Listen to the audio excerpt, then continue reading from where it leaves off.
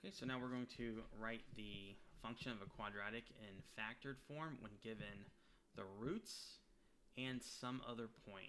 So we don't have a graph, we don't have a table, but it gives us the information that we need. So it's actually just a little more convenient. We don't have to go and find it. So if you're looking at a graph, you would have to find a root or both roots or no roots, and then you would have to find some other point that's super obvious on the graph.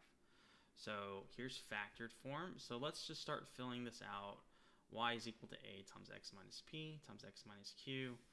And we're going to use the y of the point it gives us and the x, and then the roots is p and q. So I'm going to write p above the 5 and q above the 7. All right, so what we're really trying to find, the one thing that's going to make it a little bit different is the a, and that's what this gives us. So let's write y is equal to a, we don't know that yet, times x minus p, which is 5, times x minus q, which is negative 7, so this becomes a plus 7. So it's going to look like this. Now to find the a, like I said, we're going to plug negative 3 in for x, and we're going to plug negative 128 for y.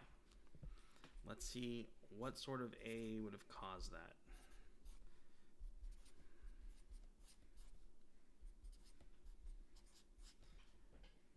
So we're going to simplify this a little bit. So this is negative 128 is equal to a times negative 3 minus 5 is negative 8.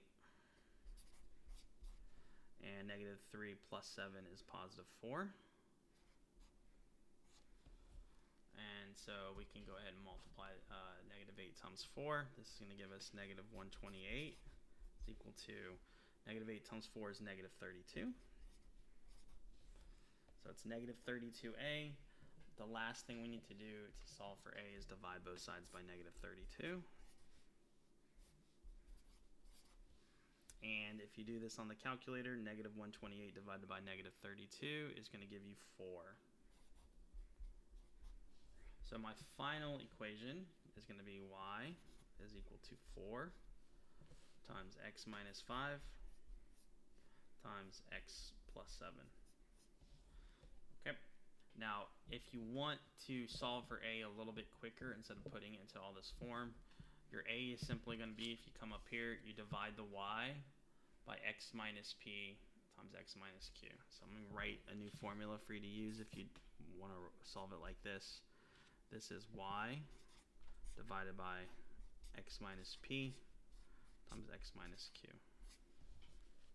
And that's how you solve a function, and you write it in factored form when given two roots or two zeros and another